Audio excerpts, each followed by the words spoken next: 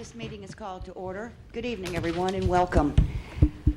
Our invocation tonight will be by Councilmember David Averett, followed by the Pledge of Allegiance. Would you please stand?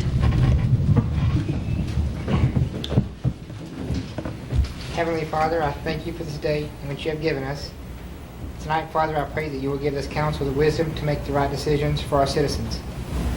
I thank you for Haltom City and pray that our city will continue to grow and be a better place for our citizens. Amen. Amen.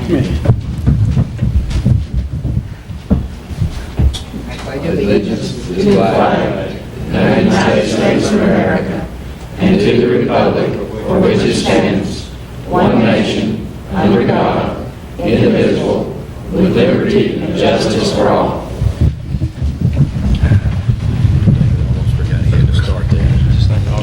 Our first agenda item is a presentation by Pat Davenport, Chair of the Volunteer Service Board, to Mr. Tom Quinones. Thank you, Mayor and Councilman. As you know, Tom Quinones, when he was on the council, was one instrumental in getting the Volunteer Service Board, along with y'all, started. And the sole purpose is to help the citizens, the senior citizens of Haltom City who were unable to help themselves by painting or doing minor repairs or mowing or such as that. And Tom was the liaison to our board for those 4 years, and I happened to be the chairman of the first time, so I asked to do this presentation. And so Tom was always there helping with all the many activities that we did to help the seniors. He also mowed, was it 2 yards that you stayed with, or 3? 3 yards that he mowed all the time for some of the seniors. And so at this time, I'd like for Tom, if you don't mind, to come up, and I'd like to read this plaque.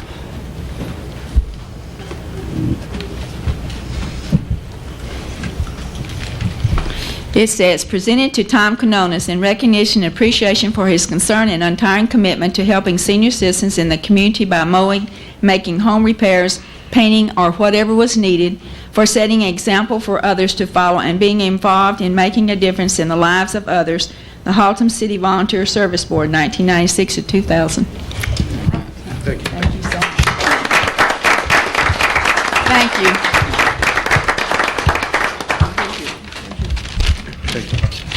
If I could just make one comment, Mayor, I appreciate it. Just I appreciate this recognition, but I want to thank the members of the board who, through all those years, served without fanfare, without publicity.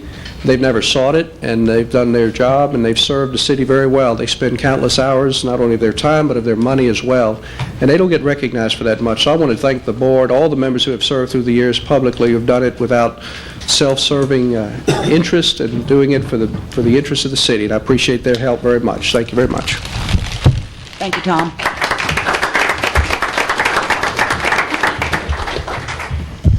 Agenda item number 2. Haltom City has submitted its annual budget to the Government Finance Officers Association and has been awarded a Distinguished Budget Presentation Award for the 11th year in a row. And this is our Director of Finance, Mr. Pat Elfrink, to tell us all about it. Thank you, Madam Mayor. Congratulations. Thank you. This is the budget. It's the one for the current year that we are wrapping up at the end of next month. 336 pages in length. This is what the award looks like. I'm going to have to retire one now because I think there's only room for 10 on the wall, so I'm going to have to move one down. We'll build you a new wall. We'll put it in the budget, okay? Turn it toward the TV. But the main thing for our viewers and for our audience is this ensures that our procedures here follow national standards on how to put together a document that the typical citizen can come in off the street, ask about, look into, and understand. What we do here is the public's business, and this voluminous document tells them all about it in plain English. That's what we strive for. And I'm proud to bring it in here for the 11th consecutive year. Thank you. We're proud that you won this for the 11th consecutive year. You and your staff, thank you so Yes. much. Thank you so much. Awesome. All right.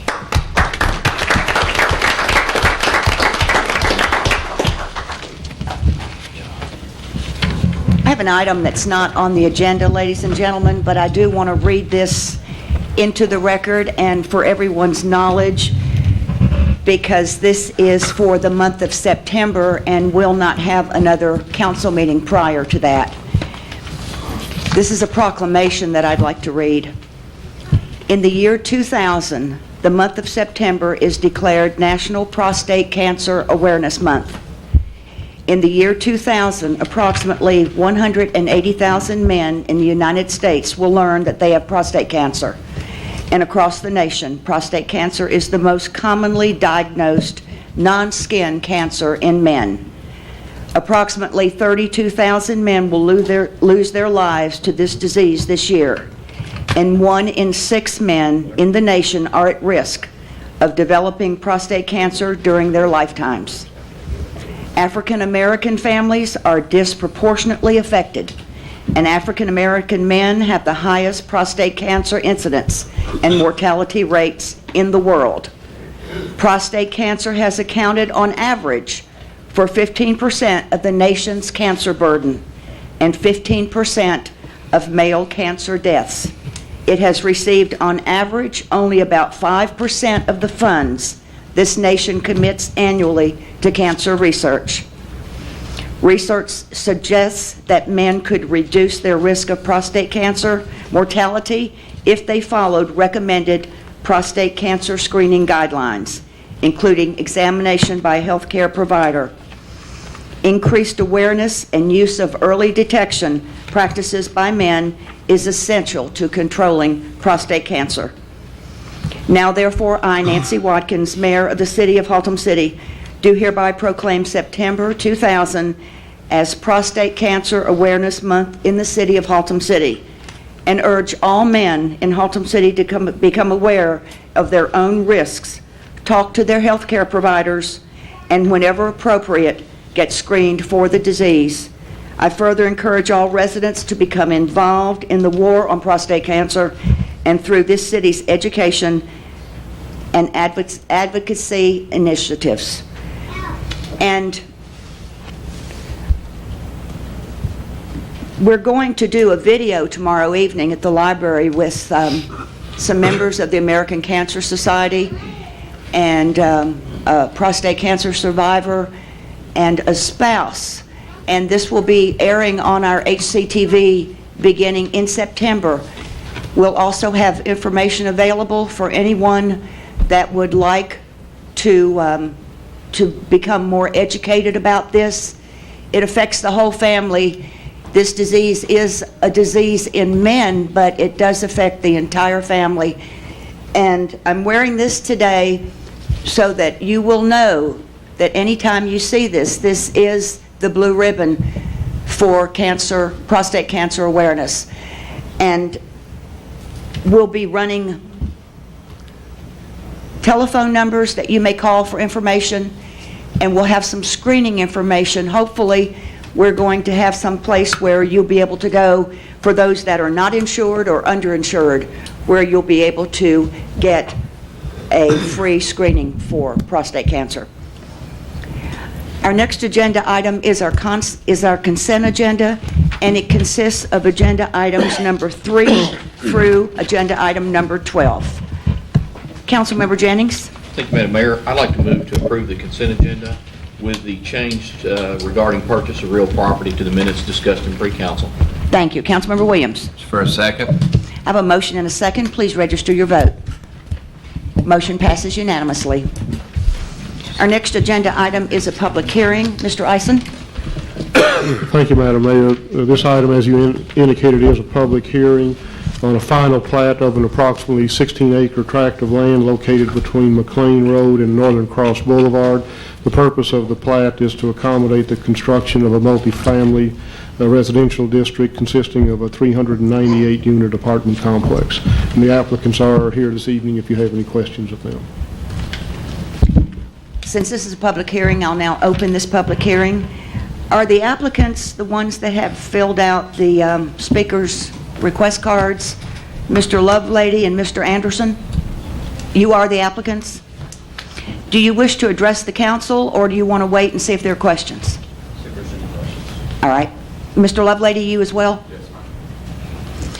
Is there anyone in the audience wishing to speak for this agenda item? Anybody wishing to speak against? If not, I'll close the public hearing. This is a final plat, so it's not necessary to go to a corresponding ordinance. Council, we'd be in line for a motion or discussion. Councilmember Markham. Thank you, Madam Mayor. I move that we pass D-012-00. Councilmember Williams.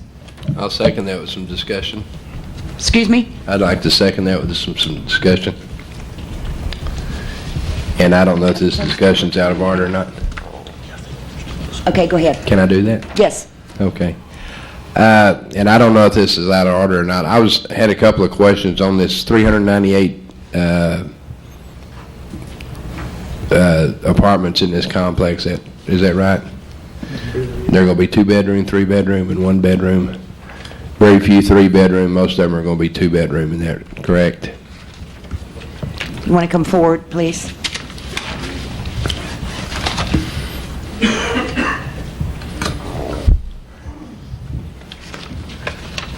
Kyle, please just state your name and address for the record. Yes, my name is Kyle Lovelady, and address is 2728 North Harwood in Dallas. As far as we have about 10% is 3-bedroom, and about 40% is 2, and about 50% is 1-bedrooms. Okay, I remember when y'all came and brought this to the council the first time, or whoever brought it forward, they brought some pictures of some apartments that they were going to build on those sites, showed garages and various. Has there been any deviation from that, or is that still going to be built exactly to that? Yes, it's still built exactly to the original plan. Okay, Commonwealth is a nonprofit organization. Yes. Are we going to receive any taxes or do we have any kind of agreement with you on that? Yes, the city has a signed agreement with them. Mr. Austin is aware of that. Okay. Does if this property changes hands again, will this have any bearing on that, or will that go with the property, or? I mean, you know the agreement better than me, but as I understand it, the agreement says that if it does change hands, that the same agreement would be assigned. Unless, of course, it were sold to a for-profit for-profit organization, Right. and it would be taxable anyway in that circumstance. But if it's sold to another tax exempt, the payment in lieu of taxes, which is an amount equal to what the taxes would have been, would continue forever. Right, that would be a subject, the sale would have to be subject to that agreement. Okay, y'all have the price on what the apartments are going to rent for? Do y'all have any idea on that at this time? We're estimating they range from approximately 600 units up to about 1,150. Will any of these on be average. government subsidized? No. Okay. And then what about the school board? Are they going to receive any taxes from this, or do you know? Yes, they have an agreement. It's not signed yet. They're going to their September meeting. They went to their, as I understood today from talking with David Brewer at the school district, that he took their agreement to the board a couple of weeks ago for an information session. There was 2 items that they raised with the agreement. Those items are being changed, and they should get that tomorrow. And then they were going to take that to their agreement, to their board meeting for next month, which would go for final approval. I know you have no way of knowing how they're going to do that. Do you feel like that's something positive that will come out of it? Actually, as I understand it, it is going to net the school district more money than what they would have received if it was actually on the tax rolls. That's what they will like. Then my second stays. Councilmember Hensley? Just a couple of quick questions. The amount of the payment, is that a fixed payment, or is that going to be based on TAD valuations and will fluctuate? It's based upon TAD evaluations. The process for determining what the payment will be the same as property tax bills are calculated for everyone in town. The appraisal district will establish a value, and that'll be multiplied by the tax rate, and that will determine what's paid to the city each year. Same as if it were on the tax roll, except this entity happens to be tax exempt, but what they'll pay us will be calculated the exact same way as property taxes. Okay, thank you, Mr. Eisen. One other question is, I noticed, well, not really from the site plan, from discussions with the staff, that we're not planning on putting sidewalks on McLean. We are on, I think, Northern Cross, but we're not on McLean. And I know something we've done in the past. We did it a couple months ago with Mahaffey on Midway, where presently it wasn't going to make much sense that we were going to put sidewalks in because we didn't have sidewalks going either way presently, but we were going to have some development come up, and we were going to fix the bridge where we required him to escrow some money for sidewalks. So in the event when the bridge did get built, that we could match the sidewalk up to the bridge. And so I'd like for the council to kick around and see if it's possible if instead of the city, when we rebuild McLean, whenever 5 years from now, that the city not have to pick up the dollars to fund the sidewalk, that it be escrowed in this particular account to cover that whenever McLean is built. So I'd like for the council to kick that around.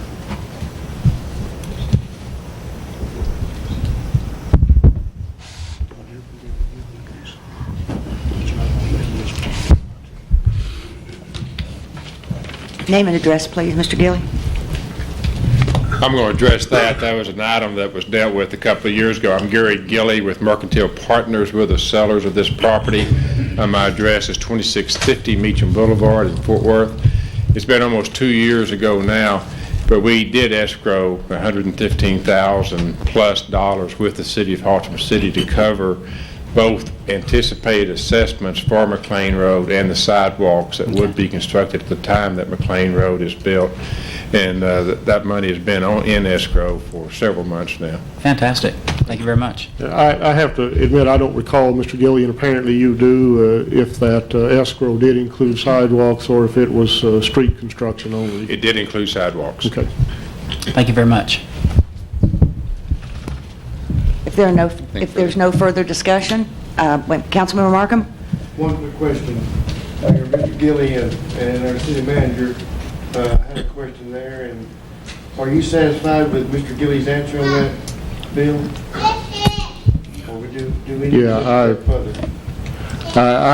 I have found Mr. Gilly to be truthful in dealings with him in the past, and hopefully he's not going to start being otherwise now. So I do recall that there is $115,000 in escrow. I do know that to be a fact, and I do recall that, or seem to recall that there were sidewalks included. So I'm Mr. Gilly comfortable with that. in all respects, but you need a member, and I just want to make sure the air was clear on this. Yeah, I think if you have that desire that sidewalks be covered somehow, you could maybe include as part of your motion that if they're not already in this other escrowed amount that you'd like for that to be set aside. I feel sure that it is, but that would be a way to deal with it.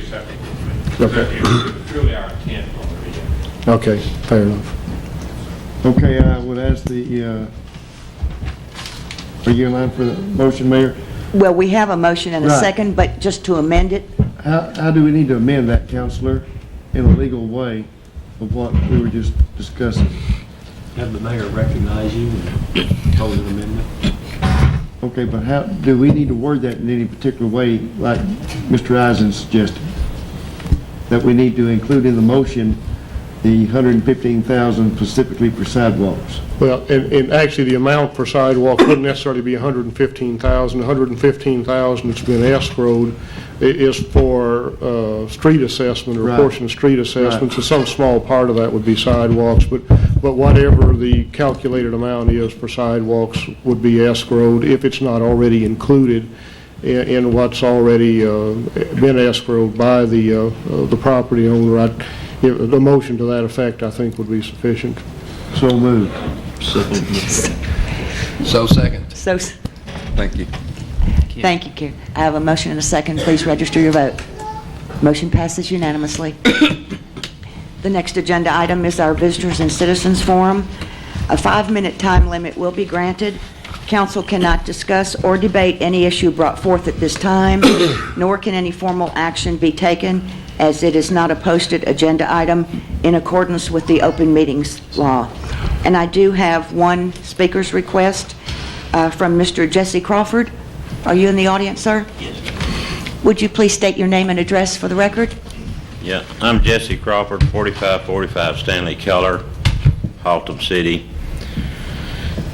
I'm here to represent a lot of our neighbors. In fact, I've got 76 signatures here, if you don't mind, and we could have plenty more. We, the residents of Stanley Keller, are very concerned about the lack of traffic control on our street and adjoining streets from Beach Street to Denton Highway. We are sure that the city traffic records show how many accidents have been worked in this area. Many of our houses have been hit by out-of-control vehicles. Our yards have been run through, not to mention the unreported spin-outs in the improperly marked curves on Stanley Keller. We think we deserve for this problem to be recognized by the City Council.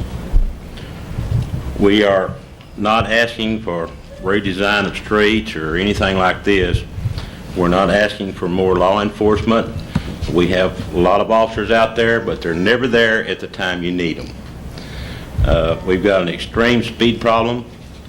We've got heavy truck traffic, big trucks using Stanley Keller, and this is probably because of the overload on 820. Stanley Keller is the cut through from Beach Street to Denton Highway now, and the traffic has just gotten unbearable. But what we are suggesting and asking is that we get some help from the city to install stop signs at Jean Lane and Stanley Keller, at Medella and Stanley Keller, East Ridge and Stanley Keller, and possibly some speed humps. I don't like speed bumps. Them things tear your cars up. We also need some lane dividers. We appreciate the city striped Stanley Keller not too far back, and it helped for 24 hours. I still, when I turn into my driveway with my signal on, they'll cut between me and the curb, right over the white stripe. We would like to see the little bumps that are lane dividers. A good example of what Yucca, if any of you are familiar with Yucca Street. Yes, sir. The school zone through there and all of this, you don't speed through there. You know which lane you're in when you hit those like this. The white stripes get mud on them, they fade out, and the people don't pay any attention. I think a lot of the people coming through Stanley Keller are through traffic. They're not residents. We've got families of little kids, and we got the old retired that are half blind like me backing out of their driveway. And they come down through there 60, 70 miles an hour. They will pass you on either side or both sides at the same time. I've been in this house 7 years. I've seen 12 houses hit by cars. I've had 3 through my front yard. They knocked my wife's favorite old retired wheelbarrow full of flowers into the neighbor's yard one night, backwards, sliding through my yard. We are scared and concerned that somebody's going to get killed. I sat on my front porch the last rain 59 days ago. This little girl, about 4 years old, on her bicycle, made a U-turn in front of my house across Stanley Keller. 10 seconds later, a pickup is coming backwards around that curve. That's when we decided it's time, and we have 76 of our neighbors that signed this, and we would like to present it to the mayor, if we may, and have some help and consideration on this traffic problem, if we may.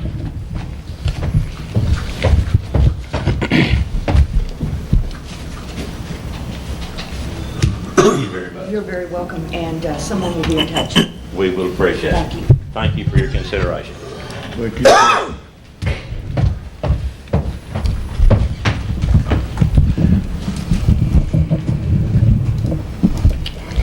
Our next agenda item is under announcements and events. Does council have any announcements? Councilmember Williams? Thank you, Madam Mayor. I'd just like to thank everybody that came out Saturday, the mayor and council members, volunteer service board, Mr. and Mrs. Gwen and Jerry White. Got a couple of people out here in the audience, and now is there Mr. Markham and the James family, Jimbo White out there. And we had, I think Jimbo counted 60 people out there at one time. We had Chuck Hendricks with the street department out there, and They furnished us some equipment, and Mr. Hyson got a hold of the ISI and got some dumpsters out there. In about 3.5 hours' time with that, some people that we checked out the Haltom Hilton Hotel over there, the jail, and the 11 community service workers, we made a big dent in the problem over on Old Denton Road. And hopefully the railroad will come out on their half of it and do the other part. And we hope this will give those people some relief from flood water in their house. And I want to thank everybody that came out and gave up half a morning Saturday to help us out. Thank you. Councilmember Markham? Thank you, Madam Mayor. I'd like to remind everyone about their upcoming library book sale this coming September the 7th, 8th, and the 9th. I would encourage the people here and the people watching by HCTV to go to the library. You may find something that you would really enjoy. Also, in regards to our library new hours, beginning this Friday from 10 to 9, Monday through Thursday, 10 to 6 on Friday, 9 to 5 on Saturday, and 1 to 5 on Sunday. We encourage each and every one to go to the library when they can. Thank you, Madam Mayor. Thank you. Any other announcements, council? Then we'll move on to other business. Agenda item number 14 concerns the property tax rate. Mr. Eisen? The City Council last weekend on Friday night and Saturday discussed the proposed budget as it was prepared and presented to you by the city staff. That proposed budget includes a 1 cent reduction in the property tax rate and calls for a rate then of 45.575 cents.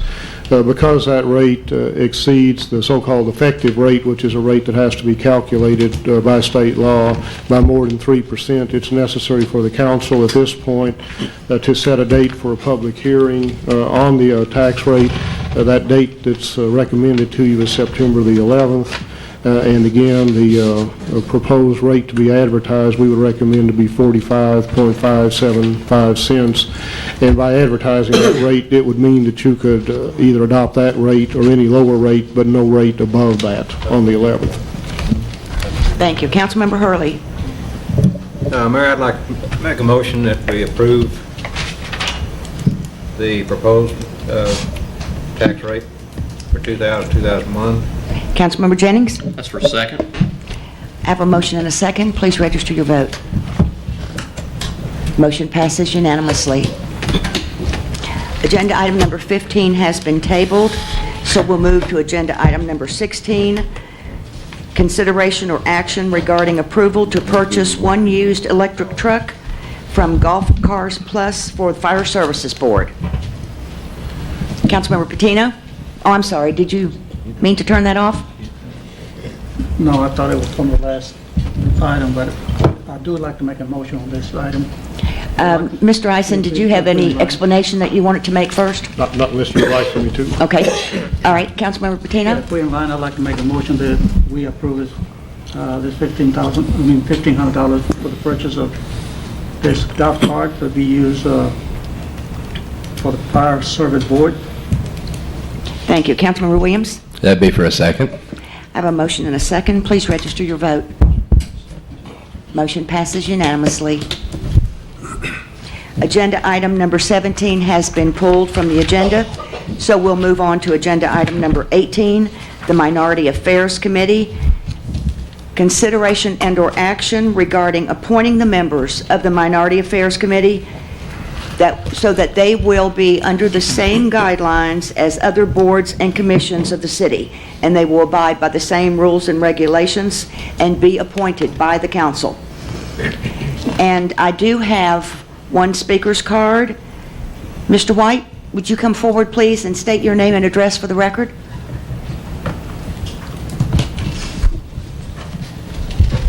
My name is Harris White. I live at 5766 Fall Creek Drive, Haltom City. The Minority Affairs Committee has agreed that we would like to be considered a commission underneath the city of Haltom City. One of the reasons, and I just want to go right into the reasons why, the organization or the committee is about a year old this month, August. We initially had 14 members. Now we have 6. One of the conceptions when the committee was first formed was that it was a gripe committee to present individual gripes to the city council to get individual and personal agendas done. Well, we lost a lot of members after they found out that the committee was not about that at all. It was about the citizens of Haltom City itself. And let me just say the four things that what the committee was about and still is, even if you accept us as one of the commissions. It was increasing, one of our objectives was increasing Haltom City residents' voter registration and participation, educating residents in city governmental affairs, thus increasing participation in city affairs, providing multicultural events to promote and improve diverse cultural relations, and developing programs that promote family values and youth education. That was the whole, and is the whole goal of our committee. I've heard different things from different groups in the community, one being a representative from the Asian community saying that they are not represented in our organization. Well, we've opened the doors for everybody to become a member. That hasn't happened, but one of the things is, I think, was the word credibility came up, was that we were an individual group outside of any other entity, and we were not necessarily organized. That was what I heard. The other thing was that we had no legal standings. And when I say legal standings, was the fact that it was very difficult, and still is very difficult, for us to even get a bank account without some other entity attached to us, being tax numbers or organization or whatever, how we represent it, who represents us, and that sort of thing. And the perception of minorities is that we are a group of individuals who just got together and decided that we'd be a group. Now, one of the things about, I can speak for my culture as well as others that I've come to understand, is that perception means everything. The idea of an organization such as ourselves and the group that we have now, I don't think that the community itself sees us as credible. I really don't. We've done different drives, voter registrations, we've done garage sales, we've been in parts of just about everything we can with the 6 members that we have, and that's the perception and things we're hearing, and that's what we're getting. That's the reason why we decided that maybe we need to look at who we are, what we are, and how we need to go about serving the minorities in the community. One of the things about this is that I'm really happy about the idea that the city council itself, the members of this commission we're requesting to be, will be appointed. Because one of the ideas about it is that every individual, every culture, white, Asian, black, will be represented in this commission. And the reason for that is that would be great, because then we would have all of the ideas of each culture in Haltom City to be addressed. We would learn the cultural differences, because right now that's all it is the cultural differences. I've attended several of the Asian community meetings, by the way, and there is a perception that we are not, quote unquote, aware of what we are doing, and we're not making a big enough effort to reach out to all of the community and groups in Haltom City. And that may be factual, but we're limited on the resources that we have. It is very difficult for us to raise money, enough money that we will have an impact on the communities. We really would like for you to consider the consideration for us to be one of the commissions, or at least a commission.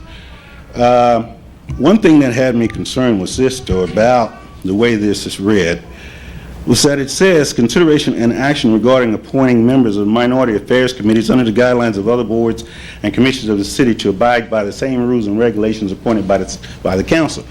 That's great. But I don't want it to be a misconception that the current members of the minority affairs member will automatically be on that commission or in those positions. They will be appointed by you guys. Right. And that's one of the conceptions. So I'm opening, should you decide, so I'm opening the door to everyone out there, is that this is the time for you to become involved in your city affairs. And it doesn't matter race, creed, or color. Thank you, Mayor. Thank you, Mr. White. If I may help you clear up that misconception, these people did not just get together and decide to form a committee, because I reached out and asked for anyone interested to help me with this so that we could get input from the minority committee. So they definitely didn't just decide all of a sudden to just get together and start meeting. No. That's not the way it happened. And Mr. Patino was one of the, and still is, but one of the original members of this committee. And yes, one last thing I'd like to say too is this, is that I'm a counselor. I deal with all different kinds of people. One of the problems I think we really have right now is that we simply, and we as a people in Haltom City, do not understand each other's culture. We do not understand what each other think, what drives one another, and what's acceptable and what's not. And I think with a diverse board like that, we can start the education process and filter into the communities and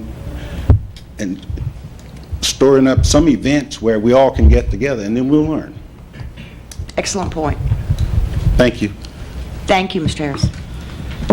Mr. Councilmember Jennings. Thank you, Madam Mayor. I would just like to echo what was just said. I believe we owe it to these people to give them the credibility that they're asking for. They deserve it, they need it, they have to have it. As a recognized group by the city, we would also be able to give them funding. At this point, their only source of funding has been through raffles or fundraisers. We could get into budget session, next budget, and allocate funds for a board or commission within the city. I think that needs to be done. Another word that was used was diversity. I think that just because we call this group a minority committee, and this was brought up in pre-council, the members of this board or commission, whatever we choose to call it, are not necessarily, do not have to necessarily be members of the minority community. This gives us that diversification. You get to the point to where you have an interaction between cultures, and we are able to see things through other people's eyes. I think these are excellent words that you chose to use.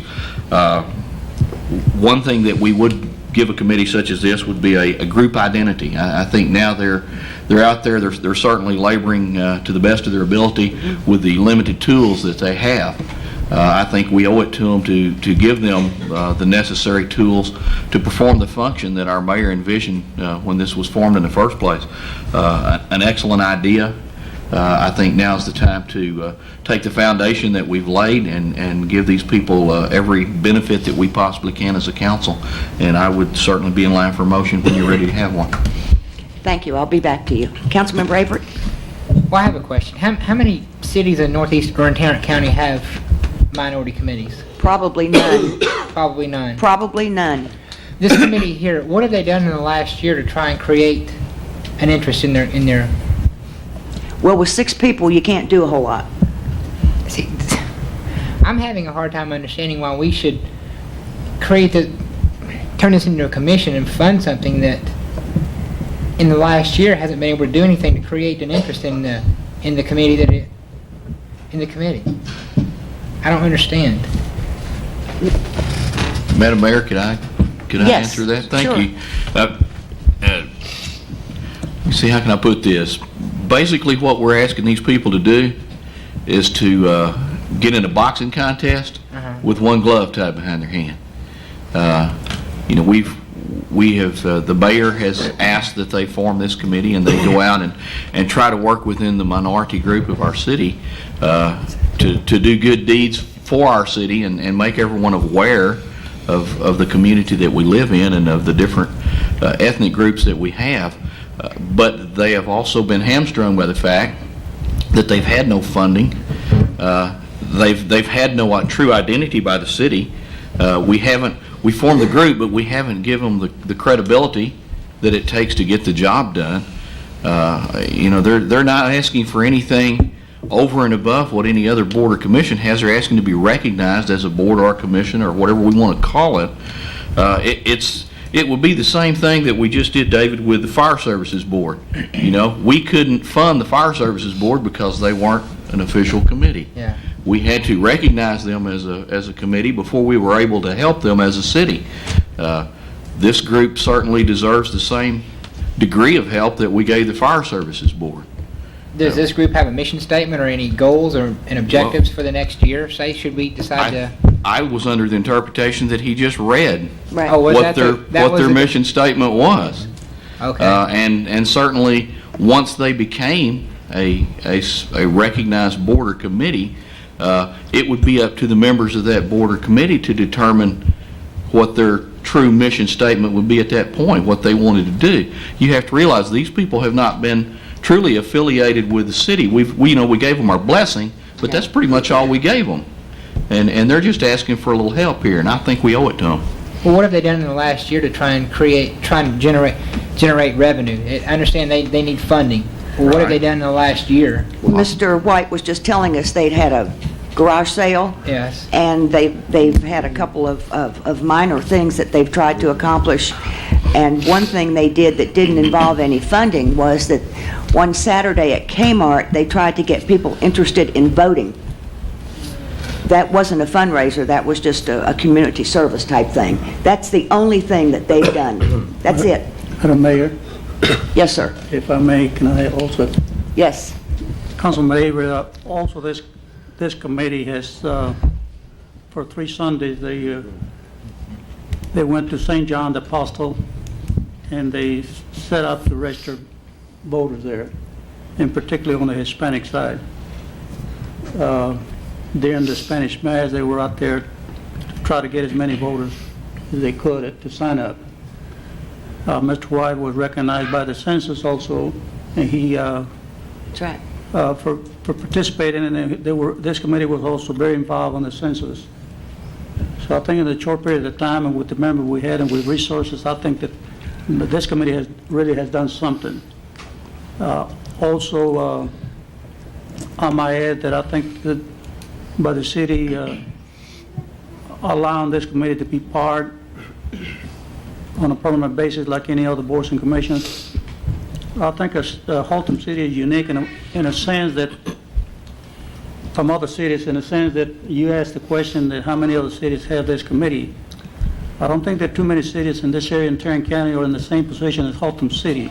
Here in Haltom City, here lately, we're experiencing an influx of Hispanics that they're moving from forward.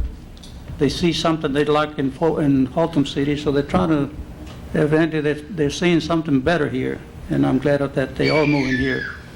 We have a large amount of Asians, more than probably forward. I think Arlington is the only one that probably has more Asians than we have. And here a while back, we was in the newspaper about some racial issues that I really don't want to get too much into that. And I think that, like Mr. Harris said, I think that this committee, by being diversified committee or commission, not only just by ethnic members, but also by some whites or Anglo-American, whatever you want to call it. I don't really know. I apologize if I didn't use the right word. I think that we'll be able to learn to live together and enjoy life together. I can see good things coming out of this committee once we get moving. And I, for one, I think that one of the things is that we need to educate a lot of the ethnic members of our city to be part of our city. A lot of them, they don't trust the city government. A lot of them don't trust the police department. And I have already got word from our chief of police that he wants, if this takes place and it becomes a committee, he would like to set up some programs to kind of get to talk to the ethnic people here, in particular the Hispanics and the Asians, and to be able to make them understand that they're welcome here and that they're part of the city, and that we need to live together and enjoy life. Thank you. We have a very ethnic community here, and we need to offer them the same chances and the same consideration that we offer any of our citizens. I think that from what Mr. White has just told us, they have not concentrated on fundraising. They did have the garage sale. What they have done, more than they have concentrated on fundraising, is they have done things for this community, which in my eyes is more important than the fact that they didn't raise any funds. And let me just now call, did you have any other questions at this time? I'll defer, go right ahead. Okay, let me just call on Councilmember Hanserling. Well, I just kind of want to echo some of the things that were mentioned already, and the fact that we do have a very diverse community, and our diversity is increasing, it's not decreasing. And I think it's important that we recognize that diversity and support it. And I guess what it boils down to is there a need there? And do we as a city want to step up to the table and support that need? And that's what it's all about. And in my mind, in my opinion, is we do have a need there. And it's most definitely worth the chance to see if we can help support that cause and that need. And I think as a whole, our community will benefit from it. So I wholeheartedly support it. Thank you. Councilmember Williams? Yes, ma'am. I was going to say that I've made 2 or 3 of their meetings that they've had. They're very organized. They run very good meetings. Their objectives are positive. Like Mr. White said, some of the people that came out there was hoping it was going to be something other than what it was, but what they have is something real positive going on. And I attended one of the meetings when they were going, I think the week right before they had their garage sale. These people took stuff out of their own household. They didn't go out begging from anybody. They took stuff of their own and went out and tried to create their own budget. We tried to help them a little bit with some advertisement. I don't think we really got enough of that put out for them. We had our 50th anniversary 4th of July parade. They came out, supported it, had a float in it, very supportive of that. And they've been very supportive throughout the year since they've started. I think it's a little over a year that they've been in. And David asked the question a while ago, and David's a real good friend of mine, and you asked, what other cities in Tarrant County are doing this. I'd like the other cities in Tarrant County to say, what's Haltom City, they're setting the precedents on this. How did they do that? How did they go about doing it? And I would like to get us something positive to say that we're the ones, we're created this, we landmarked it, and Nancy came up with the idea a little over a year ago, and these people have stuck with it. There's 6, 7 of them, something like that, and I'll consider all of them personal friends of mine, and this is something I'd really like to see go forward with. And we do it for some other boards and stuff, and I think they've got a good goal. They don't have any hidden agendas or anything, and I think it's something that could be uplifting to the community. Thank you. Councilmember Jennings? Thank you, Madam Mayor. I just had one other comment I'd like to add. When we form boards and commissions in the city of Haltom City, we don't tell them, go prove to us that, we need you, and then we'll make you a board or commission. We form the board or commission, we put people on it, and then they prove to us that we did the right thing. These people have already proved to us that there's a need in Haltom City for this.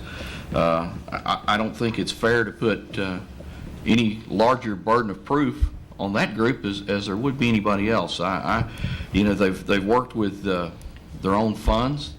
They've participated in the city. They've registered voters. They've gone far and above whatever I would consider the necessary criteria to prove themselves to me. So if you're ready for that motion, I'm ready to give it. Well, I have another question. If I'm, oops, I can turn my light on again? No. Okay. Well, should we go ahead and form a commission out of this group here? Are we going to wait until next year before we fund them, or are we going to give them immediate funds? How much in immediate funds are we talking about? I think those are questions that don't have to be answered tonight. I think what they're asking for tonight is to recognize them, give them some credibility. We can look into the budget and determine if there are, in fact, funds available that we can shuffle around. I can't put a dollar figure on it tonight, but I know that we have a city manager that's pretty good at pulling animals out of hats. I would think that any amount of money would be greater than what they've had in the past. Money is not what they're asking for right now. They're wanting to be recognized by the city. Of course, funding they would like to have, but that's not paramount on their list of things. So I think that money is secondary here. Okay, thank you. I have no lights, so you're in line. Thank you, Madam Mayor. I would like to make a motion that the City of Haltom City form a Minority Affairs Committee. If the wording on committee would be what you want, if you don't want it to be a board, I'll leave that open to the staff. And I would like to instruct the city attorney to draw up the necessary documentation using the information that was given to him in pre-council regarding the way the members would be appointed and the terms of service thereof. And I would like to defer any budgetary considerations to such time as we've had time to look at our budget and determine if there are funds there. And at that time, we would do that on a separate agenda item. Thank you. Councilmember Henserling. That's for a second, Madam Mayor. I have a motion and a second. Please register your vote. Motion passes unanimously. Thank you, sir. Agenda item number 19 is a discussion of placing speed bumps within the city limits of Haltom City. Councilmember Henserling, would you care to start the discussion on this, or? Okay. I certainly would. Thank you, Madam Mayor. I guess the goal for this particular agenda item tonight is really for our council to ponder whether we want to consider a speed hump program for Haltom City. Reason for tonight's, three things came together for me to place it on tonight's agenda. One is the fact that I've probably heard more about speeding and having speed humps in people's neighborhoods from day one since I've been on council. It seems to be the greatest concern among citizens.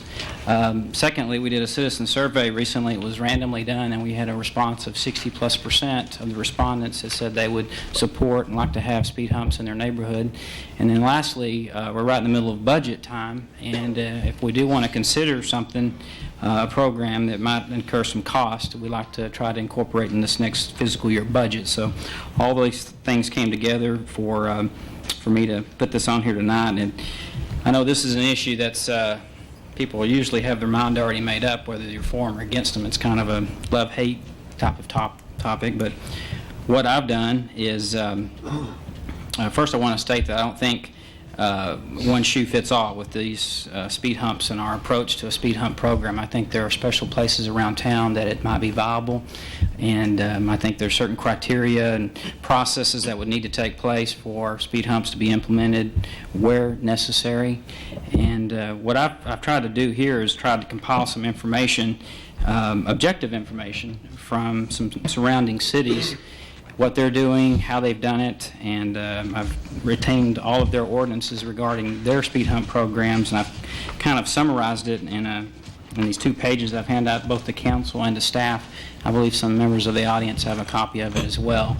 And I just like real brief to run through some of the advantages and disadvantages and maybe touch on the table, and then definitely open it up and answer any questions that I could, possibly help out with. And believe me, I don't have all the answers regarding this. This is something totally new and would have to be custom for Haltom City. So I'll just throw out the advantages. Of course, the city of Fort Worth has seen in their studies a decrease in traffic speeds anywhere between 8 and 12 miles an hour, and decrease in traffic volumes of 10 to 20%, and that's just got that off their website. And out of all the cities I've surveyed, the city of Fort Worth, I'd encourage you, if you're interested in this, to get on the website, look at their homepage, and they have a tremendous amount of information that they've gone through and studies they've performed to help support the program they have in Fort Worth.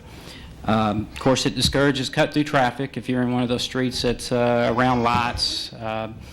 that might not have any stop signs that get you around those lights. That can be it can discourage that, and overall it can increase the safety of the neighborhood, especially in neighborhoods where you have children.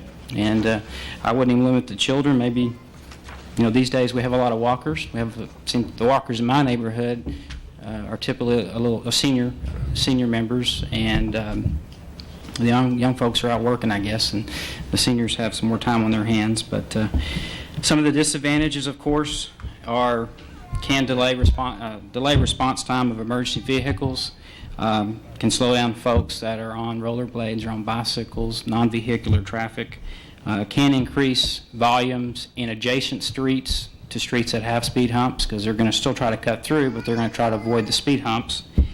Can be perceived as a cause of vehicular damage to front end suspensions. May have a slight increase in the noise levels as vehicles go over the speed humps. Could have a slight negative impact on air quality because you're slowing some folks down, but the results also said that if a decrease in the traffic volume, it might not have minimal impact on air quality. Then you got another aspect of it is potential gutter rotting, where people will try to avoid it as much as possible, and they'll put one wheel in the gutter near the curb and try to get around it, just like we've always done in parking lots at grocery stores and that sort of thing. So I'm just trying to put out the pros and cons for the council and put it before so we all can make a very intelligent decision, and hopefully if we determine as a council we have a great enough need in Haltom City that this is something that we would pursue. If I could turn your attention to the second page, which is labeled Speed Hump Evaluation. I surveyed 7 cities, 4 of which have a speed hump policy, 3 of which do not. The cities that do, Bedford, Fort Worth, North Richland Hills, and Watauga all have them, and I've tried to indicate the years by which the programs were implemented. Couldn't find it in Bedford. All the cities used a petition process by which to go through to find out if the majority of the neighborhood would support it. In some cases it was 2/3, some cases it was 8 out of 10 or 80% of the residents. All had to be residential neighborhoods, all had to be paved streets. Some used the criteria that the engineering community uses, and that's called the 85th percentile, which is a number, if you've had a speed study done in your neighborhood, that's a key number. It's what engineers look to see if we've got a speed problem or not. Is it perceived or is it real? Some other criteria, and the criteria I've listed in this table are no way prioritized. These are just 5 sets of predominant criteria that I thought would be interesting to look at. The width of the street was one. In Fort Worth, they were very unique. They used a point system, and there was 4 or 5 components of that point system. It was the 85th percentile speed. It was the volume of cars per day, is how many accidents you've had in the last year or 3 years, and you get a point. I think you had to have a minimum of 4 points to qualify to be a candidate for speed humps. So they took a unique approach to it. Who pays for speed humps? In some cases, actually the city of Fort Worth was the only city that paid for everything. They paid for the speed hump, the installation, the engineering, the signs, turnkey, everything. The other cities, the citizens who petitioned on that street paid for the speed humps themselves and for the signage. The city picked up the cost for the study and the engineering and the time from staff, and the city incurred that cost. There's some unique notes here that I won't go into.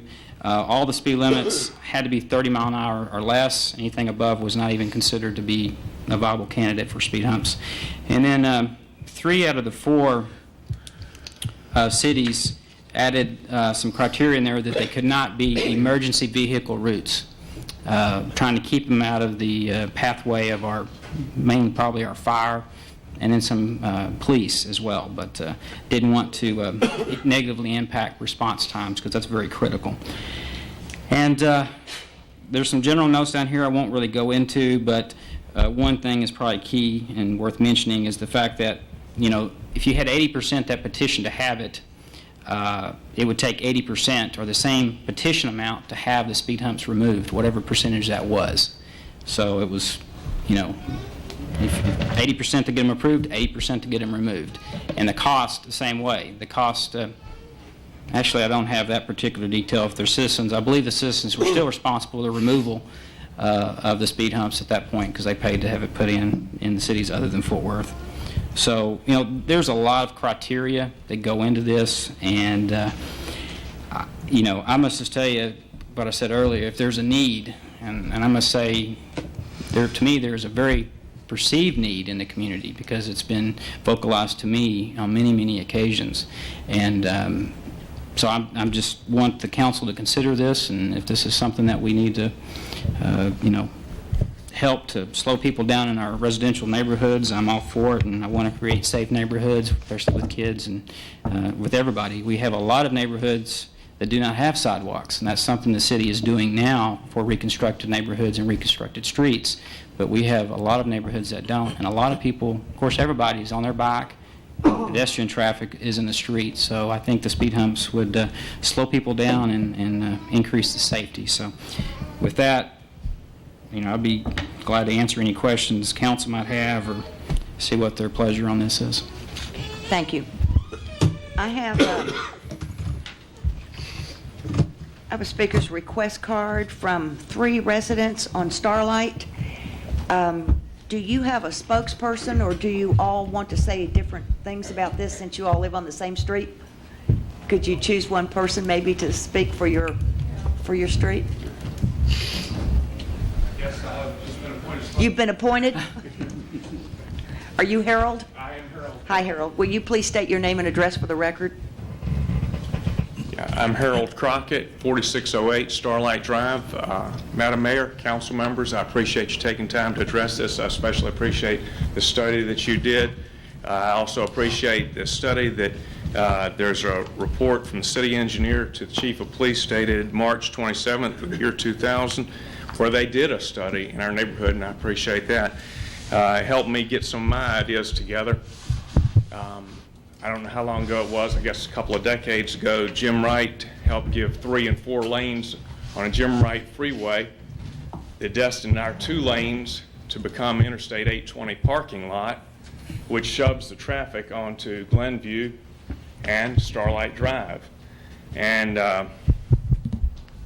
it seems to me if we've got a study here that shows that the 85th percentile is going over 33 miles an hour at specific times, if there is an accident with a child or anything else, and we know exactly the hours that it's happening, we're going to bear the responsibility for neglect. And I called up Captain Roger Macon of the the Haltom City Police Department, and I expressed a similar concern to him today. As a matter of fact, took a few calls to get through, and I asked him, I said, speed bumps, that's a relevant issue.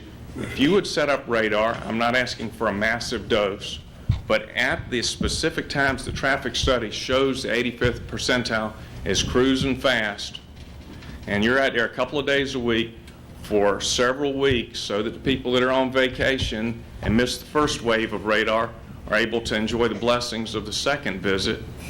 There's a stretch of Starlight, it's actually Crestover, that's right in the 90-degree turn. They could sit there, catch them going both ways.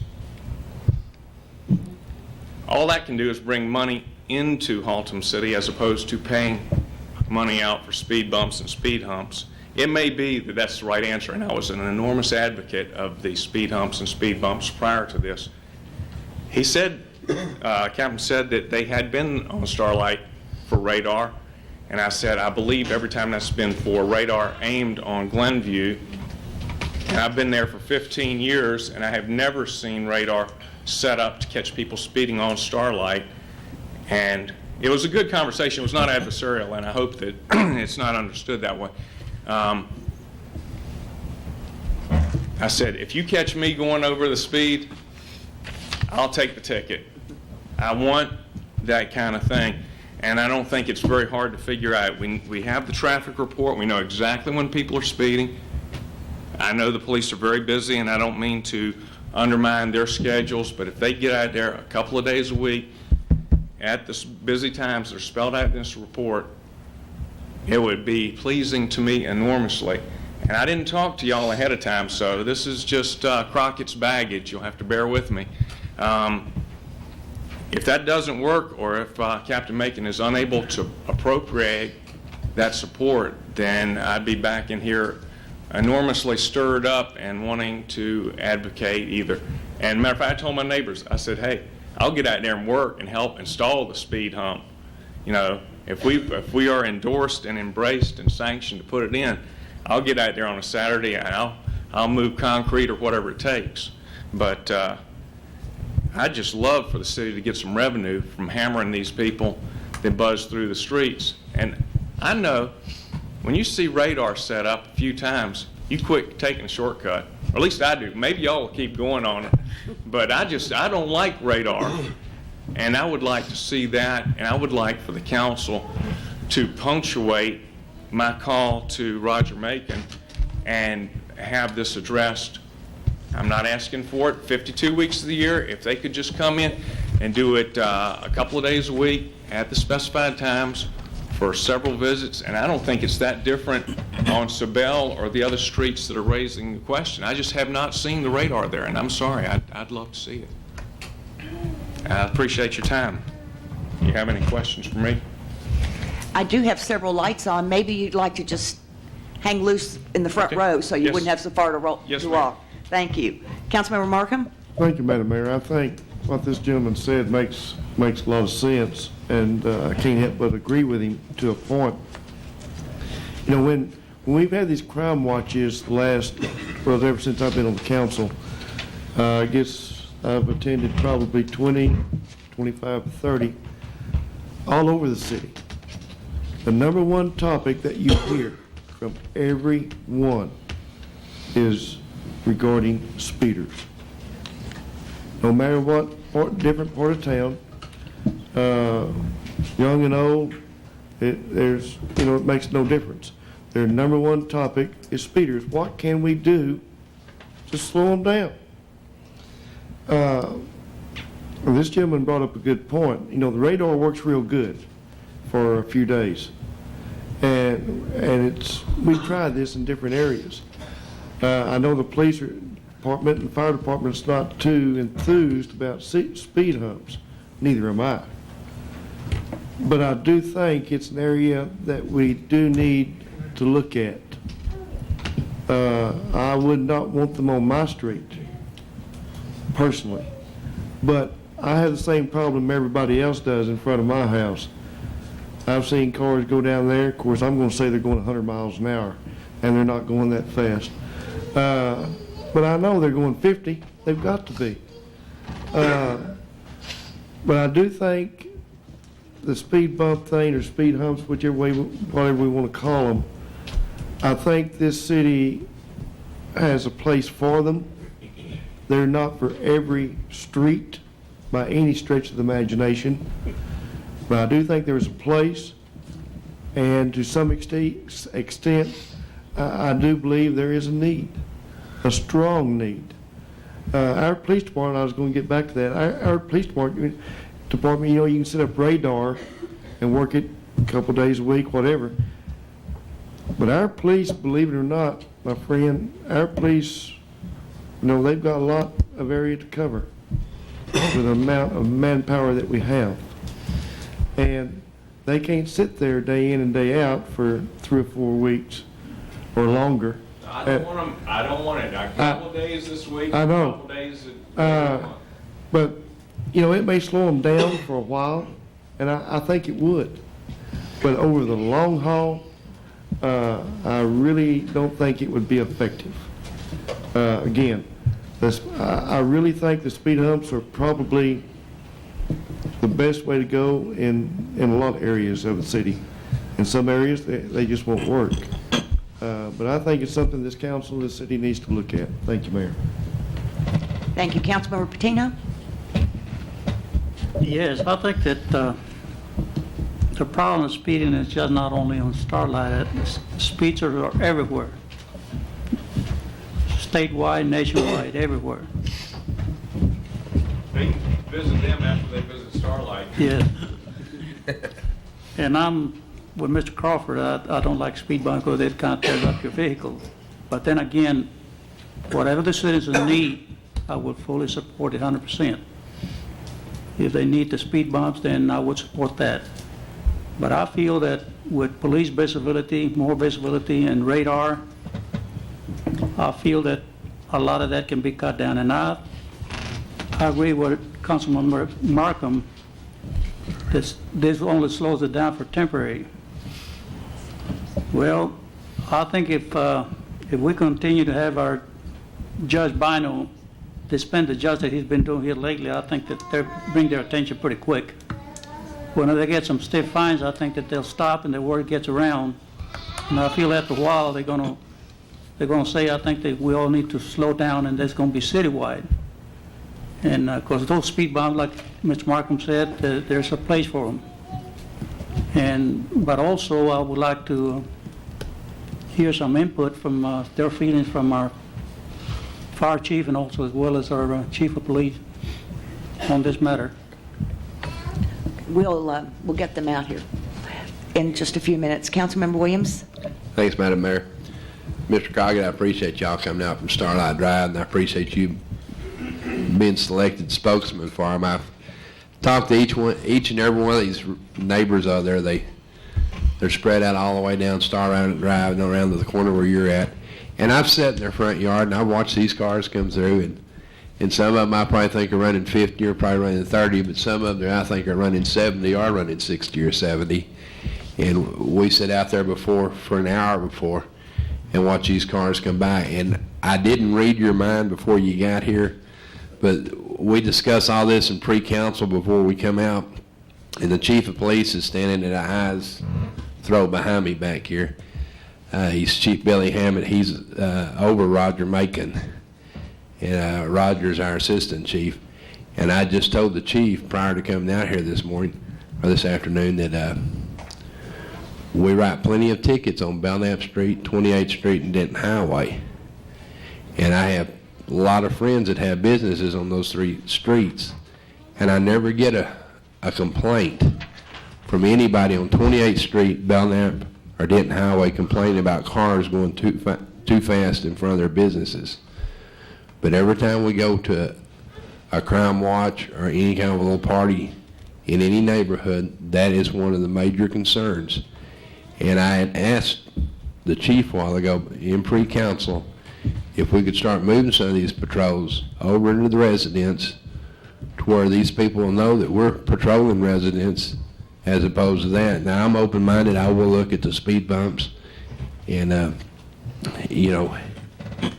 if we feel like they're warranted and needed, I'd rather have a speed bump than have a child run over. But the main thing, we just don't need to patrol the traffic on 28th Belknap and Denton Highway.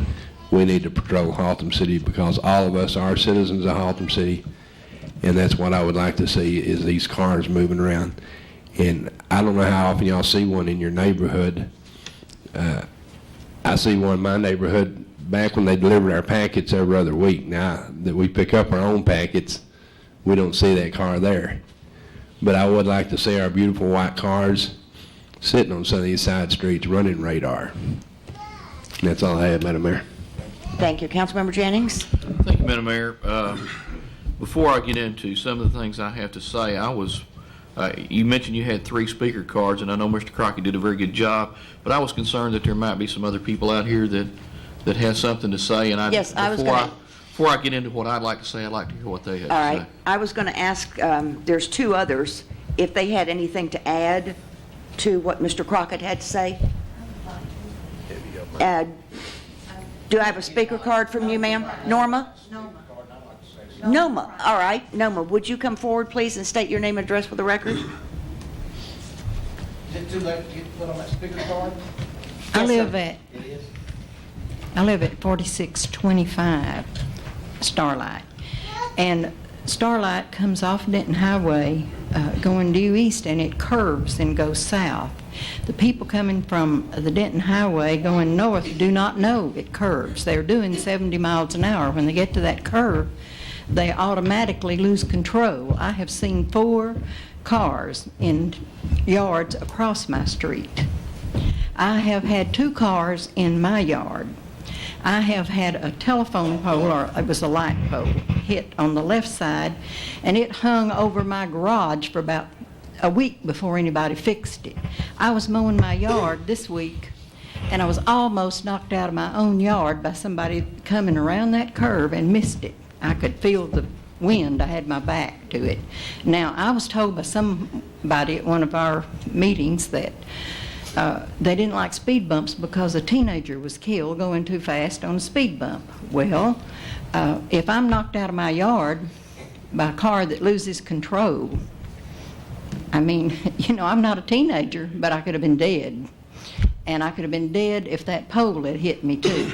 Now, I don't know if a stop sign would work or not going into that curve. I know you put a sign up saying curve 20 miles an hour, which did nothing. I have not seen one police car on that street since they put it up. So I'm not thinking that that's going to help. But I do know that we need something done because we can't get out of our driveway. As a matter of fact, this curve makes it a blind spot if they're speeding around there, and I would get out of my driveway, I could be hit immediately. And I have made a left turn, and like the gentleman that spoke earlier, I had a car come by me on both ways when I was trying to get into my own driveway. And they're doing about 70 miles an hour down that street. They're doing it when they're going to work and coming back, and that's right when the police department is changing shifts, I imagine. I don't know what time they change, but I know that at the end of a shift, you're not too concerned about what's happening on the street down the way, and when you're coming on, you're not either. I mean, I worked 32 years, and I kind of understand a few things about, you know, the way people operate. So I would just like to say that I don't know what we need, but I know we need something to slow the traffic down on that street before somebody's dead. Thank you, ma'am. Debbie, did I see your hand go up? Please state your name and address. Hi, I'm Debbie Geltmeyer, 5712, and I'm sorry that all three of us wanted to speak, but we weren't able to get together beforehand. That's fine. I will be brief. I just wanted to make sure that you realize that the reason we're here is because we came and we packed the house Valentine's Day, remember? We were here, we asked for this study, and we got our little study. And it was delivered to the Chief of Police March 27th. And on page 3 of the study, it says that they will still consider the possibility of a stop sign at Biscayne and Starlight. We have heard nothing. Is that still being considered? Whatever. The reason we're here about the speed humps is because we have not had any relief by the normal means. We asked for increased police attention in the area. We haven't been able to get that. We understand the police department's very busy with other things. We have not seen a stop sign, which I think would go a long way. And I just want to say real quick that with the pending construction of 820 and the things that are going to be happening in the next few years, this city has got to be proactive with the cut-through traffic. It is getting unbearable. In the mornings, you should come on Denton Highway and see how far it's backed up to turn left on Glenview. I'm sure some of you have seen that. Yeah. A lot of people opt to not wait for the light and come speeding down our street. So in the past 5 years, just right off the top of my head, there have been 7 homes turned over in our neighborhood that have had young children there. My son is here, Emma is here. We would like your consideration in the possibility of speed humps if we meet a certain criteria, or please consider more stop signs. Nobody is going to, I will not complain about stopping. I only go 20 miles an hour anyway, but thank you very much for your time. Thank you. You get passed a lot, too, don't you? We have,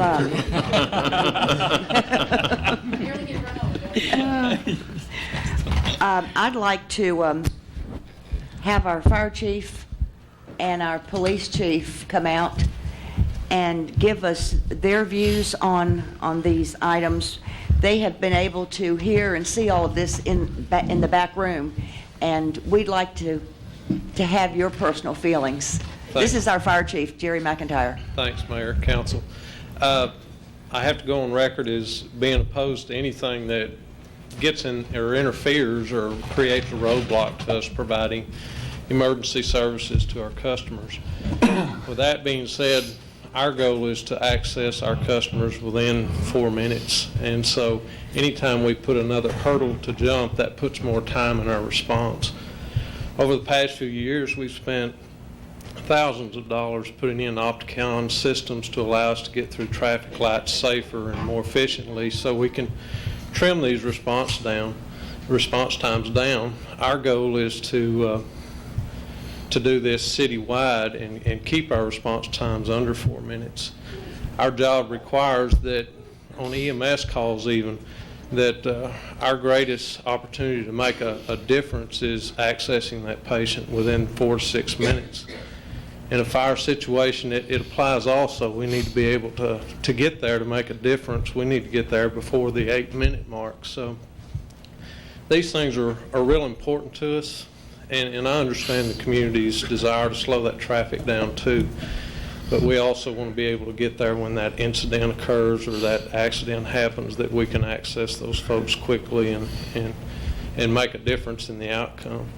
So that's pretty much our stance on those type things. And I understand, I've been accessing a lot of the same sites that Councilmember Henschling has, and there's some good ideas out there, and there's some different ways to address the problems. And Arlington's recently experimented with some where it allows larger pieces of equipment, such as a fire apparatus, to pass through in a segmented portion of it, which would still require a normal vehicle to travel over those devices. Those would work good with the exception of police vehicles and ambulances. We're also a little concerned about what effect that's going to have on a patient in the back of an ambulance when they have to go over those speed humps en route to the hospital. So we're also a little concerned, and we've looked at a lot of things with disabled folks that drive and what kind of impact that might have to them as they drive over these speed bumps. So there are some concerns, and I think there are some ways to address it both. I just ask that we really study the project and make some good informed decisions. And if the project goes through and citizens are allowed to place speed humps in their neighborhoods, we'd like to provide them with all the information so that they can make a good informed decision. Absolutely. As to how, hopefully not, but how it could affect the safety of those same citizens. True. Yes. Have you, by any chance, talked with anyone, say in North Richland Hills, that has begun allowing the citizens to pay for these speed humps? Have you heard anything from the fire safety people there?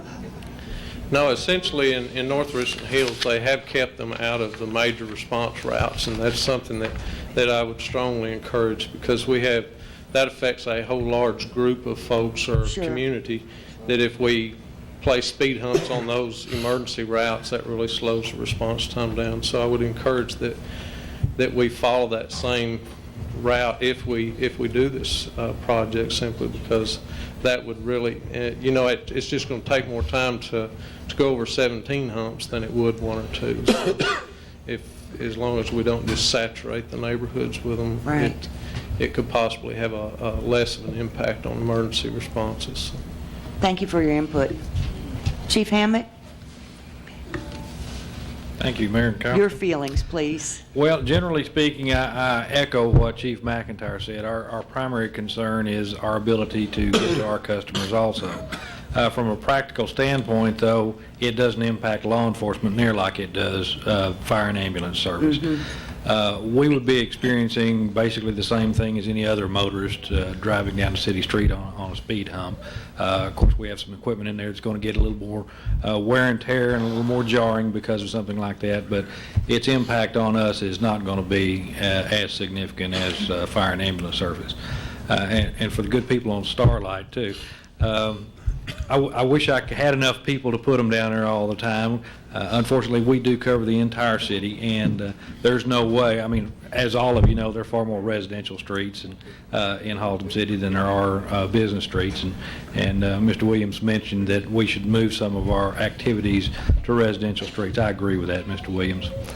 We want to try to do that. But the fact of the matter is, when we do that, we're still not going to be able to put officers on every residential street as we need to, and we're still going to experience some problems. I would echo Chief McIntyre's recommendation that everybody be fully informed and aware of what the impact of these speed humps will have, and then make the best decision that can be made. Thank you very much. You might want to stand close by in case there's any questions. Councilmember Jennings? Thank you, Madam Mayor. First of all, I'd like to thank Gene for putting together all the information that we were given at pre-council. It's something that couldn't have possibly been put together in 5 or 10 minutes. I know it took you some time and some study went into it. There are some good points and there are some bad points, and I applaud you for having added both of those to be looked at. I think it's very important that we get to weigh all the advantages and the disadvantages, and you were kind enough to put all that in there for us. Regardless of who you talk to, there are going to be people for this, there are going to be people against this. I happen to live on a street that is right next to a major thoroughfare, what I would consider to be a major thoroughfare. I live on Colonial Park, and it dead ends into Northern Cross, which is a main cut through from Beach Street. We have basically the same problem that the people on Stanley Keller have, and the people on Starlight. When I pull up to a red light on the end of Colonial Park and I'm trying to turn onto Northern Cross, the street curves there, and when you look to the left or to the right and you're ready to pull out, you don't see anything coming. You pull out, and the next thing you know, somebody doing 50 miles an hour is coming around that corner, and they're right on you. And it's not a good feeling.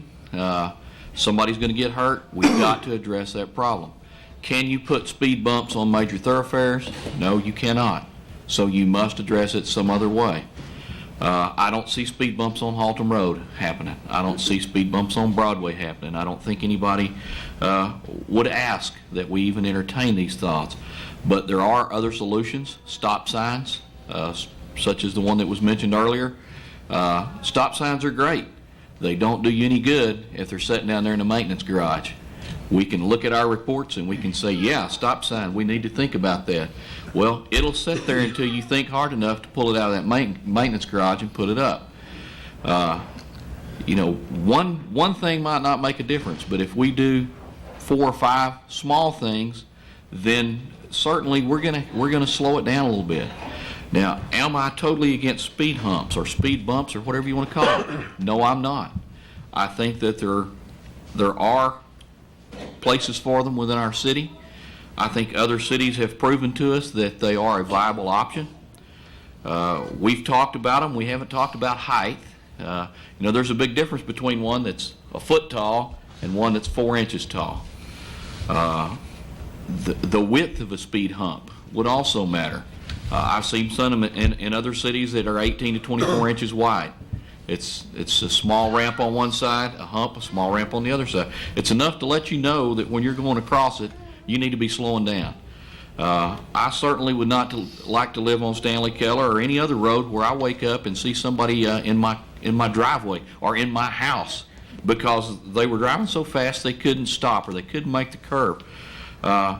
If there was a speed hump within 10 or 15 feet of one of those direct 90-degree turns that we're talking about, would it stop them from getting up in your yard? Not if they were going that fast, but if they knew they were there, I think it would slow most people down.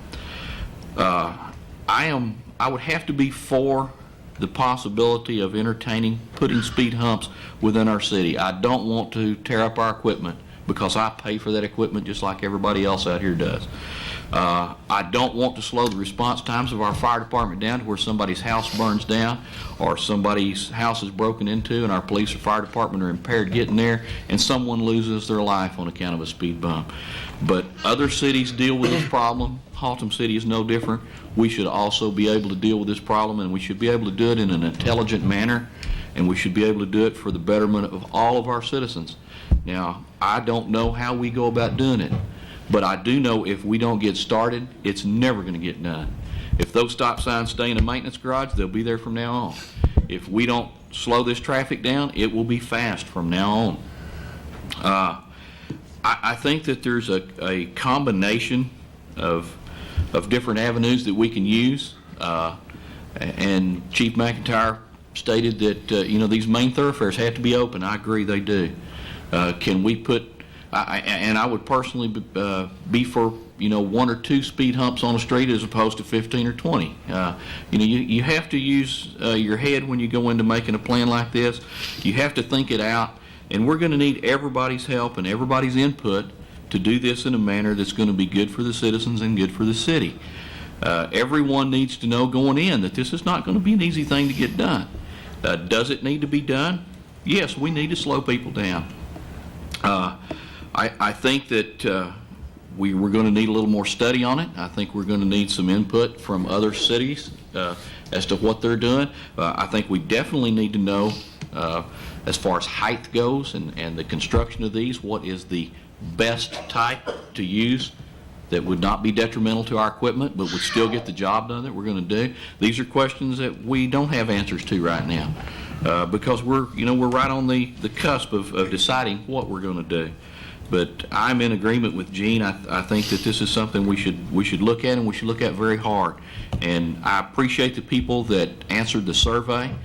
Here again, the survey was limited to a small number of people. We have 37,000 people in Haltom City. I think we put out a little over 200 of the 300 surveys. That's really not it is a good cross section as far as the citizens, and it was designed to be that. We mailed to people in apartments. We mailed to people in houses and single-family dwellings. But we pretty much mail them from the north side to the south side. To be honest with you, I was very surprised by the outcome of the survey. It was like 60% that favored some form of speed hump in Haltom City. As elected officials, we must spend the city's money in the best way possible. But we have to think about the equipment in the city. Can we afford to tear up a $400,000 fire truck? No, we cannot. So we must come up with an answer that's going to allow us to give the citizens what they want with the least amount of inconvenience and the least amount of wear and tear on our vehicles. I, for one, believe that there is an answer out there. It's a happy medium. It will not be the greatest for the equipment. It will not be the greatest for the citizens. But overall, there is an outcome out there that I think that we can do that's going to make everybody a lot happier than they are now. I would like to start with some selective enforcement. I, too, would like to see some police cars on residential streets as opposed to Belknap and Glenview. I'm not saying I don't want them there, but gosh, it would be a great thing to see somebody over on Starlight getting a ticket one morning because they're cutting around that light there. It happens. I know. I've done it. I personally have gone down Starlight. Didn't go down there at 50 miles an hour. But it happens. So I would like to see that come to a stop. I would love to see the people on Stanley Keller get some relief. I like the idea of the little, for lack of a better word, a little raised disc, like you see at the airport when you're getting ready to go through the toll booth. There's like some bumps in the road. They're not speed bumps, but when you go over them, you hear your tires make a different sound. They wouldn't throw your vehicle off course. Something like that in certain areas down Stanley Keller. I rode out with Jackie Bussey one night and witnessed someone on Stanley Keller hit a parked pickup truck and knocked it up into a person's yard because they were doing about 55 or 60 on Stanley Keller. So I know what happens. Stanley Keller is a big, wide street, and people think, golly, this is 3 or 4 lanes. I can really get all over it here. I've seen it done. So I don't know what the answers are. I'd love to have some input from anybody out there that has a problem. I think Gene's gone a long way toward getting us to thinking about this, and that's the first thing we need to do. And then the second thing we need to do is take some action. And I would be willing to get on board for anyone that would like to come up with some kind of idea as to how we need to start implementing some of this. Well, Councilmember Williams must have those ideas. I've got them all. Gentleman just raised his hand in the audience a while ago. He's one that's got a company truck that got rear-ended one morning by a lady making a shortcut going to the beer store over in North Richland Hills. What I want to know, I guess, is we did the study. I don't know if Greg's still back there or not, but we did the study on the Starlight. We put the little counters out. Mr. Van Nieuwenhuis, can you briefly tell me where we stand on the stop sign at Biscayne? I believe I wrote a memo to the police chief. It was after this memo that the resident had came out as soon as I got the data. The data March took the a little. 27th. Okay. The data took a little bit longer to compile at the intersection of Biscayne and Starlight. Did I get that intersection correct? And it didn't warrant stop signs, so we didn't install them. And what we use for warrants is the federal manual on uniform traffic control devices. Can we overrule that? Yes. Does this council have that authority? Yeah, you can, that's the manual that us traffic engineers use. I will not recommend overruling it. I've gone to a lot of classes on the significance and the problems that are caused when stop signs are installed where they don't belong. But that's not my decision. I mean, if that's council's desire, then yeah, I can write up the work order or whatever you want to call it tomorrow. Well, I'm not an engineer, but I know that a lot of times their decisions are made to be challenged. And I would wonder if we could, I was wondering if we could, as a test deal, put one temporary to see what happens. That's a good point. I'm trying to get an idea of exactly where we're wanting to go. We're kind of all saying the same thing over and over. Well, I'm at Biscayne and Starlight. I understand. With We were talking about, do we want to, doing a study, looking into this more? Is that where we're wanting to go at this point? Well, we've already studied Starlight, so, you know, You're just talking about a traffic signal, though. I mean, I'm sorry. I'm talking about putting a stop sign on that Right. to cure one problem now. I was back to the speed bumps, which is what we're talking Right. about on the agenda. Right. So that's what I'm trying to understand, is where we're wanting to go from here. Do you have some input, Mr. Eisen? I might suggest, just based on what I've heard from the council this evening, it sounds like what you want us to do is to get a little bit more information from the various cities on specific designs of the humps that are in place in those towns, specific experience that they've had, how many they've got, you know, how they've worked, whether or not they've had material impacts on slowing down emergency vehicles, that type of thing, and get that back to you as quickly as we can with some sort of specific policy or recommendations that you could look at and determine if that's the way you want to proceed or if you want to make some modifications to that. But we can certainly do that, and it certainly sounds like the council is saying in general that you would like to look at this some more, but perhaps you'd like to have a specific policy or proposal to consider. Is that, am I Do you need a on the right motion track for with that? See if that's where, is that where you're headed, Councilmember Henserling? Absolutely. Absolutely? That's what it's all about, yeah. All right, I do have another light on. Let me check there first, and then I'll come back to you for a motion. Councilmember Hurley? Madam Mayor, I think we've talked around this thing both ways, and we all agree we've got a problem. We know that. I've got a problem where I live. I'm not opposed to speed bumps. I think they're very useful in the right sections, but we don't need them everywhere. And I think the key to this whole thing is we can't sit here and examine the internal mechanics of our city staff.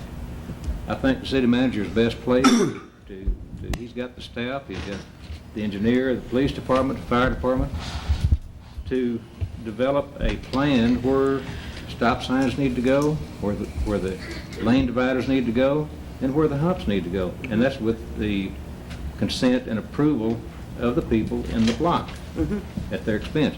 I think that he'd be the appropriate person to examine this thing, come back to the council with a policy, and to also give us a status report as to how this thing is developing, because we do need additional traffic enforcement throughout the city. I think the city manager would be the one, and I'd make a motion to that effect that we turn it over to him to develop a policy and report back to council. You're absolutely right. Let's see, Councilmember Patino? Yes, if that's part of the motion of Councilman Hurley, I will second it. But first of all, I want to say that we've done enough talking. It's time for action. And these people, I understand, have been waiting since back in Valentine's Day. And so far, nothing has really been done up there, for what I can hear.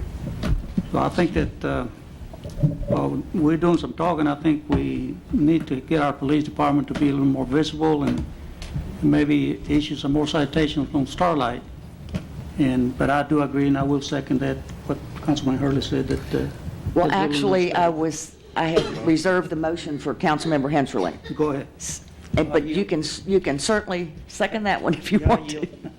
Councilmember Henserling. Thank you, Madam Mayor. Before I make a motion, I just want one quick comment. And I'm sorry. I have, We're done? may I make your comment and then hold your motion if you would for just a moment. Certainly.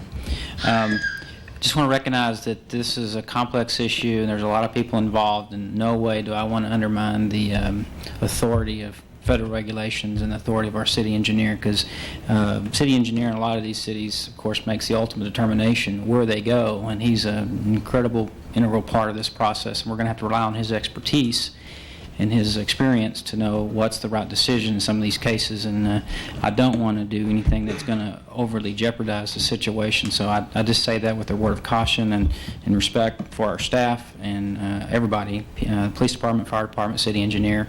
And so they are by far a big part of this effort. So I just want to say that. Okay. I'll get back to you. I do have another speaker's card from Jack Lewis.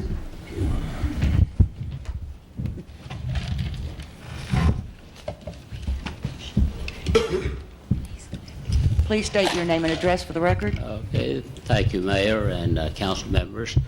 I'm here on behalf of the citizens on Savelle Street here in Fort Worth. I live at 4600.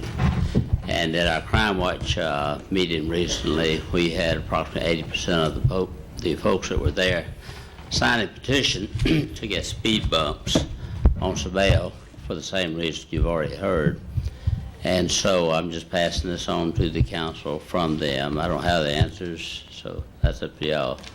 But we do have a speed problem. Recently, we've had 8 children added to the block that I live in, the long block from Stanley Keller to Jean Lane. They cut through there coming off Stanley Keller, and we've had increased traffic because of these cut-through situations. So I'm passing this on to you to solve. Thank you.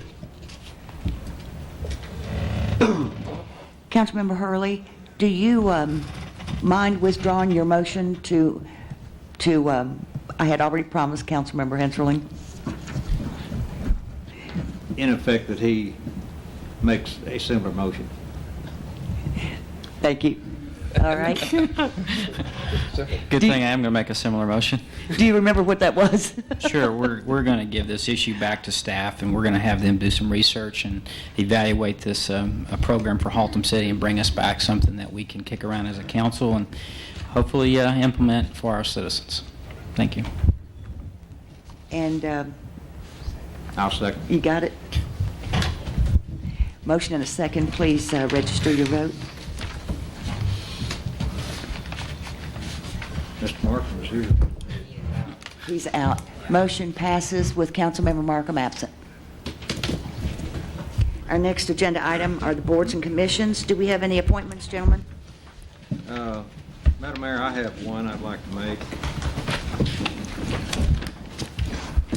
Thank you for coming, ladies and gentlemen.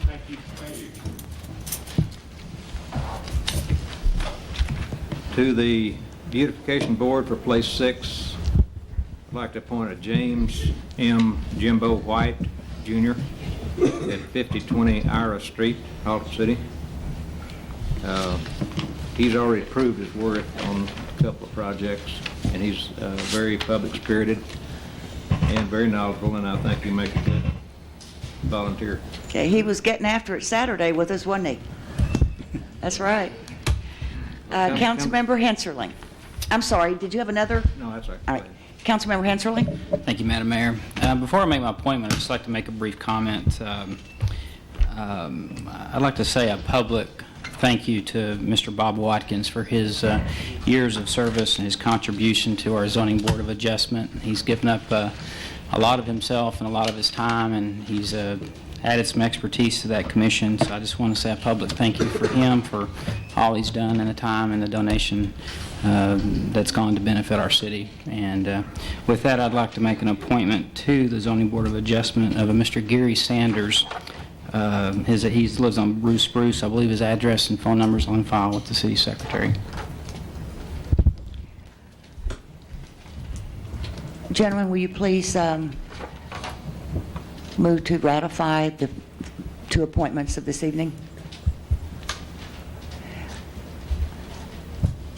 All right, let's see, ratifications pass with Councilmember Markham absent and Councilmember Averett voting no. Thank you, Council. Resignations there. Where? On the boards, Tracy Henderson and What number is it? Excuse us just a minute. All right. Council, we have two resignations to consider.